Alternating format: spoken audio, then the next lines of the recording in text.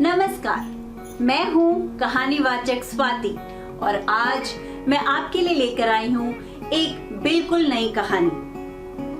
वैसे तो मैं अक्सर कहानियां सुनाया करती हूँ, पर आज की कहानी थोड़ी सी अलग है। ये कहानी है एक देश के बारे में। जी हाँ, एक ऐसा देश जो आत्मनिर्भर था, खुद में संपन्न और संपूर्ण था और इसलिए इस देश को सोने की चिड़िया के नाम से जाना जाता था, सोन चिरैया के नाम से जाना जाता था। जी हाँ, मैं बात कर रही हूँ अपने प्यारे देश, अपने भारत देश की। इस भारत देश में कई तरीके की चीजें थी। लोग अपना खाना खुद उपजाते थे, खुद खाते थे, अपने वस्त्र खुद बुनते थे और हर तरीके की सुविधाएं वो खुद के लिए अपने आप ही प्रोवाइड करते थे, बनाते थे, बांटते थे और इस तरीके से देश में काफी खुशहाली थी। और जो कमियां होती थी वो देश के राज्य के राजा लोग पूरी कर देते थे। इस तरीके से बढ़िया चल रही थी, दिन अच्छे कट रहे थे।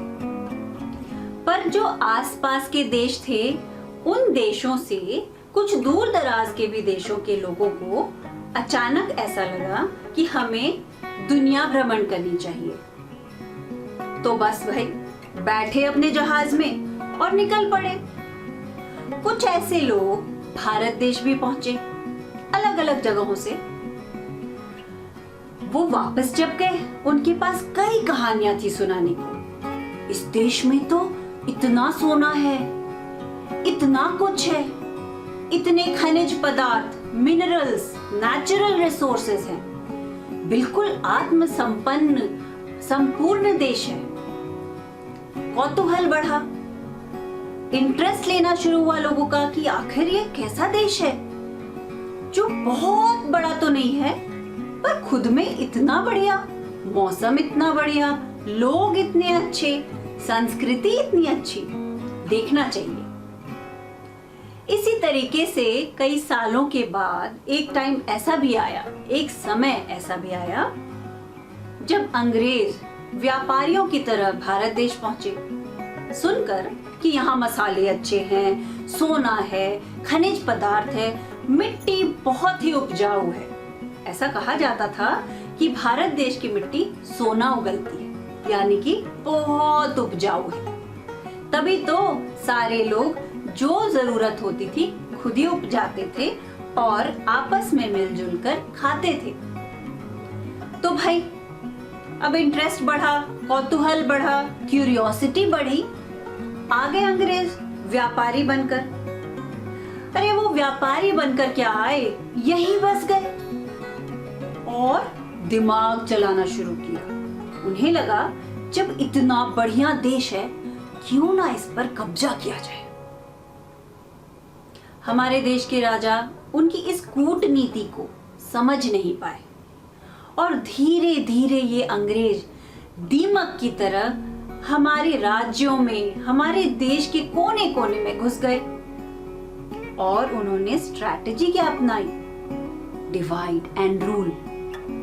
लड़ाओ और राज्य करो, राज करो। तो भैया लड़ाना शुरू किया उन्होंने, राजाओं को आपस में सच झूठ का सहारा लेकर, लालच देकर, और वो सारी चीजें जो शायद इतनी ज्यादा नहीं थी हमारे देश में, अचानक से चारों तरफ फैल गई। वो बुराइयां, वो आपस के झगड़े और उनका फायदा उठाया सिर्फ गोरों ने। जब कुछ साल ऐसे बीत गए, राजाओं को, सभी राजाओं को तो ये बात नहीं जमी। कुछ राजाओं ने इसका विरोध किया, रिवोल्ट किया। अंग्रेजों ने कुछ को तो मार गिराया और कुछ को जबरन, जबरदस्ती अपने अंडर कर लिया, अपने अधीन कर लिया। जो राजा उनकी बात नहीं माने, उन्होंने इनसे लड़ाइयां भी लड़ी। ऐसे कई स्वतंत्रता सेनानी जो राजा थे, रानियां थी उस समय की, उन्होंने लड़ाइयां लड़ी। अपनी छोटी छोटी लड़ाइयां, राज्यों की लड़ाइयां आपस में, ताकि उनका राज्य ना छिन जाए।